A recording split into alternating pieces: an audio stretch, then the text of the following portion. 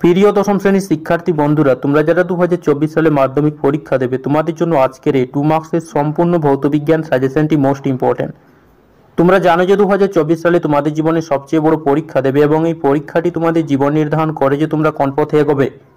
তাই 100-এ 100% কমন পাওয়ার জন্য সাকসেস কি 100% A to Z YouTube channel subscribe করো, যাতে পরবর্তী ভিডিওর নোটিফিকেশন সবার প্রথমে পেয়ে যাও। দেখো বিভাগ গ থেকে 3 নম্বর দাগের প্রশ্নগুলো। নিম্নলিখিত প্রশ্নগুলির উত্তর দাও। 2 × 9 = 18। দেখো 3-এর 1 এবং 3-এর 2 থেকে যে প্রশ্নগুলো মোস্ট ইম্পর্টেন্ট, যে প্রশ্নগুলো তোমাদের 100% কমন আসবে, সেই প্রশ্নগুলো এখানে রাখা হয়েছে। তোমরা এই প্রশ্নগুলো কেবলমাত্র অভ্যাস করো, তোমরা দেখবে এখান থেকে হুবহু কমন পেয়ে যাবে। দেখো প্রথম প্রশ্নটি, ওজোন স্তর ধ্বংসে সিএফসির ভূমিকা আলোচনা করো। Most important. ওজোন স্তরের ধ্বংসের NO এবং NO2-র ভূমিকা উল্লেখ করো। মিথেন হাইড্রাইডকে ফায়ার আইস বলা হয় কেন?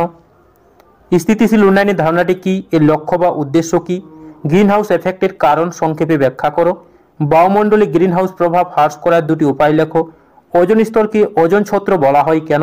বায়োফুয়েলের ব্যবহার কি, এর একটি ব্যবহার লেখো। কোনো জ্বালানির তাপন মূল্য বলতে কি বোঝো? পেট্রোল ও ডিজেলের মধ্যে কোনটির তাপন মূল্য বেশি? Most important. পাওয়ার অ্যালকোহল কি, এর ব্যবহার লেখো। গ্লোবাল ওয়ার্মিংয়ের 2টি ক্ষতিকারক প্রভাব উল্লেখ করো। Most important. মানব স্বাস্থ্য ও পরিবেশের ওপর ওজোন ছত্র ক্ষয়ের 2টি ক্ষতিকারক প্রভাব লেখো। জীবাশ্ম জ্বালানি সংরক্ষণের প্রয়োজনীয়তা কি? বয়েলের সূত্রানুসারে আদর্শ গ্যাসের ক্ষেত্রে PV এবং P-1/V লেখচিত্রগুলি অঙ্কন করো। Most important. চার্লসের সূত্র থেকে পরম শূন্য তাপমাত্রার সংজ্ঞা দাও। Most important. অ্যাভোগাড্রোর সূত্রটি বিবৃতি করো। আদর্শ গ্যাসের সমীকরণ থেকে দেখাও গ্যাসের ঘনত্ব D = Pm/RT। N মৌল অণু আদর্শ গ্যাসের ক্ষেত্রে PV = nRT সম্পর্কটি প্রতিষ্ঠা করো। গেলুসাকারে গ্যাস আয়তনের সূত্রটি লেখো। Most important.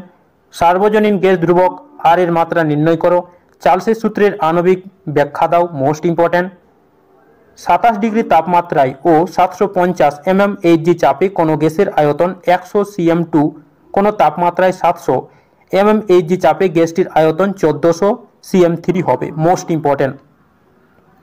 27 ডিগ্রি C উষ্ণতায় ও 700 mmHg চাপে 32 g O2 ও 44 g CO2 গ্যাস দ্বারা অধিকৃত আয়নের অনুপাত নির্ণয় করো। Most important.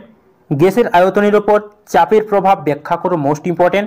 সর্বজনীন গ্যাস ধ্রুবক এর মাত্রা সংকেত নির্ণয় করো। উষ্ণতা সেলসিয়াস ও পরম স্কেলের মধ্যে সম্পর্কটি নির্ণয় করো। ওজোন স্তর ধ্বংসের কারণগুলি লেখো। বাস্তব গ্যাস কি শর্তে আদর্শ গ্যাসের নেই আচরণ করে? চার্লসের সূত্রটি বিবৃতি করো। চার্লসের সূত্রের ধ্রুবক 2টি কি? Most important. পরিবেশের ওপর বিশ্ব উষ্ণায়নের 2টি সম্ভাব্য প্রভাব লেখো। এই প্রশ্নগুলো তোমরা ভালো করে অভ্যাস করো, তোমরা দেখবে এখান থেকে হুবহু কমন পেয়ে যাবে। আশা করি এর বাইরে থেকে তোমাদের আর অন্য কোনো প্রশ্ন অভ্যাস করতে হবে না। তারপরে দেখো 3.3 থেকে যে প্রশ্নগুলো মোস্ট ইম্পর্টেন্ট, সেই প্রশ্নগুলো নিয়ে আলোচনা করব। তোমরা এই প্রশ্নগুলো ভালো করে অভ্যাস করবে, তোমরা দেখবে এখান থেকে হুবহু কমন পেয়ে যাবে। দেখো প্রথম প্রশ্নটি, দিনের বেলায় পৃথিবীর আকাশ নীল দেখায় কেন? সবুজ কাঁচে লাল ফুলকে কিরূপ দেখাবে এবং কেন? বিপদ সংকেত হিসাবে লাল বর্ণের আলো ব্যবহার করা হয় কেন?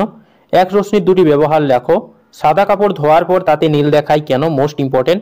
সেলেস সূত্রের সাহায্যে আলোর বিচ্ছরণ কাকে বলে? উত্তর লেন্সের সাহায্যে কিভাবে সদ, অবশীর্ষ ও বিবর্ধিত প্রতিবিম্ব গঠন করা যায় রেখাচিত্রের সাহায্যে দেখাও। আলোক রশ্মি ঘন মাধ্যম থেকে লঘু মাধ্যমে প্রবেশ করলে কিভাবে দিক পরিবর্তন করবে? Most important. সূর্যাস্তের সময় সূর্যকে লাল দেখায় কেন? একটি কাঁচ ফলকের ওপর 45 ডিগ্রি কোণ আপাতিত সাদা আলোর প্রতিসরণের পর কাঁচ ফলকের ভেতরে বিচ্ছুরণ হবে কি? পরিচ্ছন্ন আকাশের রং নীল কেন? আলোর প্রতিসরণ সংক্রান্ত সূত্র 2টি বিবৃতি করো। উত্তর লেন্সের আলোক কেন্দ্র বলতে কি বোঝো? আলোর প্রতিসরণ সূত্র 2টি লেখো। কাঁচের পরম প্রতিসরাঙ্ক 1.5 হলে কাঁচ মাধ্যমে আলোর বেগ কত? Most important. অবতল দর্পণের ক্ষেত্রে প্রমাণ করো F = R/2, যেখানে F হলো ফোকাস দৈর্ঘ্য এবং R হলো বক্রতা ব্যাসার্ধ। গাড়ির ভিউ ফাইন্ডারে কি ধরনের দর্পণ ব্যবহার করা হয় কেন? প্রতিসরাঙ্ক কাকে বলে? কোনো লেন্স উত্তল না অবতল, তা কিভাবে বুঝবে? Most important. চিত্রসহ অবতল দর্পণে ফোকাসের সংজ্ঞা দাও। স্পর্শ না করে একটি অবতল ও একটি উত্তল দর্পণ কিভাবে চিনবে? এটিও একটি মোস্ট ইম্পর্টেন্ট প্রশ্ন। এই প্রশ্নটি তোমরা ভালো করে অভ্যাস করবে। তারপরে দেখো, আলো বায়ু মাধ্যম থেকে জলে প্রবেশ করলো। বায়ুতে আলোর বেগ 3.10⁸ মিটার পার সেকেন্ড ও জলের প্রতিসরাঙ্ক 4/3 হলে জলের আলোর বেগ নির্ণয় করো। Most important. লেন্সে আলোক কেন্দ্র কাকে বলে? এই যে প্রশ্নগুলো রয়েছে এই প্রশ্নগুলো মোস্ট ইম্পর্টেন্ট। তোমরা এই প্রশ্নগুলো ভালো করে অভ্যাস করো, তোমরা দেখবে এখান থেকে হুবহু কমন পেয়ে যাবে। তারপরে দেখো 3.4 থেকে যে প্রশ্নগুলো মোস্ট ইম্পর্টেন্ট সেই প্রশ্নগুলো এখানে রাখা হয়েছে। তোমরা এই প্রশ্নগুলো ভালোভাবে অভ্যাস করবে, তোমরা দেখবে এখান থেকে হুবহু কমন পেয়ে যাবে। দেখো প্রথম প্রশ্নটি, ফ্লেমির বামস্ত নিয়মটি বিবৃতি করো। পরিবাহী রোধ, পরিবাহী দৈর্ঘ্য, প্রস্থচ্ছেদ ক্ষেত্রফলের উপর নির্ভর করে। Most important. তড়িৎ চৌম্বকীয় আবেশ সংক্রান্ত লেন্সের সূত্রটি লেখো। বৈদ্যুতিক লাইনে ফিউজ তার ব্যবহার করা হয় কেন? কুলম্বের সূত্রটি লেখো। কুলম্বের সূত্র থেকে আধানের এসআই এককের সংজ্ঞা দাও। Most important. এসি ডাইনামো ও ডিসি ডাইনামোর মধ্যে তফাৎ কোথায়? বাল্যচক্রে ঘূর্ণায়নের কি পরিবর্তন হবে যদি 1 তড়িৎ প্রবাহ মাত্রা বাড়ানো হয় এবং দেখো 2 তে তড়িৎ প্রবাহের অভিমুখ উল্টে দেওয়া হয়। তারপরে প্রশ্নটি মোস্ট ইম্পর্টেন্ট। পরিবাহিতাঙ্ক কাকে বলে? এসআই পদ্ধতির একক কি? তারপরে প্রশ্নটি মোস্ট ইম্পর্টেন্ট। 220 ভোল্ট ও 100 ওয়াট বৈদ্যুতিক বাতি বলতে কি বোঝায়? অথবা একটি বৈদ্যুতিক বাতির গায়ে 220 ভোল্ট ও 60 ওয়াট লেখা আছে, এর অর্থ কি? এই প্রশ্নটি মোস্ট ইম্পর্টেন্ট। তোমরা এই প্রশ্নটি ভালো করে অভ্যাস করো, তোমরা দেখবে এখান থেকে হুবহু কমন পেয়ে যাবে। তারপরে প্রশ্নটি দেখো, একটি কোষের তড়িৎচালক বল 6B এর অর্থ কি? ওহমের সূত্র থেকে রোধের সংজ্ঞা দাও। গৃহবর্তনীতে বিভিন্ন বৈদ্যুতিক যন্ত্রপাতি কোন ধরনের সমবায়ে যুক্ত থাকে, এর কারণ কি? এম্পিয়ারের সন্তরণ নিয়মটি লেখো। Most important. তারপরে দেখো 3.5 ও 3.6 থেকে দেখো প্রথম প্রশ্নটি, ইলেকট্রন ডট গঠনের সাহায্যে দেখাও ক্যালসিয়াম অক্সাইডে সমযোজী না তড়িৎযোজী বন্ধন গঠিত হয়। দেখো প্রথমে নিচের কোনগুলি তড়িৎযোজী না, কোনগুলি সমযোজী? দেখো 1 নম্বরে ম্যাগনেসিয়াম অক্সাইড, 2 নম্বরে হাইড্রোজেন ক্লোরাইড এবং 3 নম্বরে জল, 4 নম্বরে পটাশিয়াম ক্লোরাইড এবং 5 নম্বরে মিথেন অণু। তো দেখো এই প্রশ্নটিও মোস্ট ইম্পর্টেন্ট। এই প্রশ্নটি তোমরা ভালো করে অভ্যাস করো, তোমরা দেখবে এখান থেকে হুবহু কমন পেয়ে যাবে। দেখো তারপরে প্রশ্নটি, আয়নীয় যৌগের গলনাঙ্ক ও ফোটনাঙ্ক বেশি হয় কেন তা ব্যাখ্যা করো। Most important. HCl গ্যাস তড়িৎ পরিবহন করে না, কিন্তু HCl এর জলীয় দ্রবণ তড়িৎ পরিবহন করে কেন? তড়িৎযোজ্যতা কাকে বলে? H2O এর লুইস ডট গঠন দেখাও। Most important. ইথিলিন ও অ্যাসিটিলিন লুইস ডট চিত্র আঁকো। Most important. তড়িৎযোজী ও সমযোগী যৌগের দুটি বৈশিষ্ট্য লেখো। Most important. তারপরে প্রশ্নটি দেখো, F2 অণুর লুইস ডট চিত্র অঙ্কন করো। Most important. Ca পরমাণু ও Ca2+ আয়নের মধ্যে কোনটি বেশি সুস্থিত ও কেন? তারপরে প্রশ্নটি দেখো, NaCl যৌগটি লুইস ডট গঠন দেখাও। CH4 অণুর লুইস ডট গঠন দেখাও। Most important. CO2 অণুর লুইস ডট গঠন দেখাও। তারপরে প্রশ্নটি, অ্যামোনিয়ামের লুইস ডট চিত্র গঠন দেখাও। এটিও মোস্ট ইম্পর্টেন্ট।